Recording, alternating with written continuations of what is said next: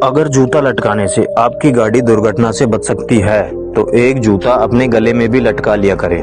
आपका जीवन आपकी गाड़ी से ज्यादा कीमती है। अगर उपवास ही करना है तो विचारों का करें। भूखे रहने से यदि भगवान खुश होते तो गरीब सबसे ज्यादा सुखी होता। लोग कहते हैं कि ईश्वर इंसाफ करता है। हम पूछते हैं कि ईश्वर गुनाह ही क्यों होने देता है। मरने के बाद इंसानों की आत्मा भटकती है तो फिर जानवरों की क्यों नहीं भटकती, जबकि जानवरों का तो कोई मृत्यु भोज या कोई क्रियाक्रम भी नहीं होता।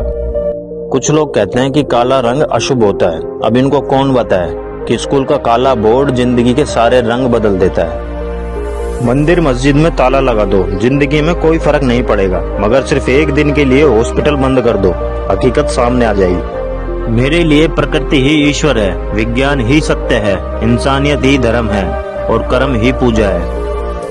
मंदिर के बाहर लिखा था अपने सामान की सुरक्षा खुद करें, और मंदिर के भीतर लिखा था भगवान की मर्जी के बिना एक पत्ता भी नहीं हिलता। हम भी गंगा को मानने लग जाए अगर गंगा पाप धोने की जगह पापियों को सजा देने लग जाए। सिर्फ दरवाजे पर शुभ लाभ लिखने से कुछ नहीं होगा। शुभ विचार रखिए अपने लिए भी और दूसरे के लिए भी, फिर लाभ होगा। देवी देवताओं को घर में रखने के बाद भी भरोसा सिर्फ ताले पर किया जाता है।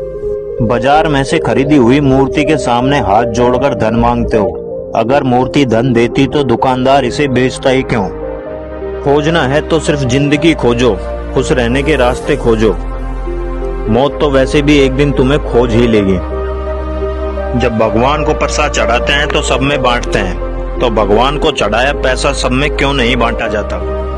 जो लोग कहते हैं कि सब कुछ पहले से ही तय है, कुछ भी नहीं बदला जा सकता, वे भी सड़क पार करते समय दोनों तरफ देखते हैं। कथा सुनाने के 10 लाख फीस लेने वाला कहता है कि सब मोह माया छोड़कर ईश्वर में ध्यान लगाओ, लेकिन खुद का ध्यान 10 लाख पर टिका है।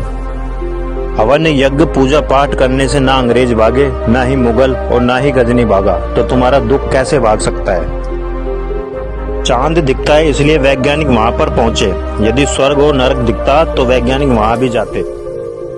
इंसान को मारकर धर्म की रक्षा करने से बेहतर है धर्म को मारकर इंसान की रक्षा करे, क्योंकि इंसानियत ही धर्म है। प्रकृति एक मंदिर है, लेकिन अंधा मनुष्य उसे देख नहीं पाता। मैं लिखता हूँ अंधविश्वास के खिलाफ, लेकिन लोग मुझे भगवान के खिलाफ मान लेते हैं। इसका अर्थ हुआ कि अंधविश्वास ही भगवान है।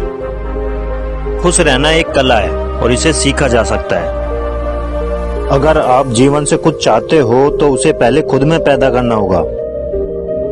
हर कोई दुनिया में कुछ नया करने के लिए पैदा हुआ है, ना कि किसी और की नकल करने के लिए। सच्चा प्रेम कभी किसी से कुछ नहीं चाहता, वह तो केवल देना जानता है।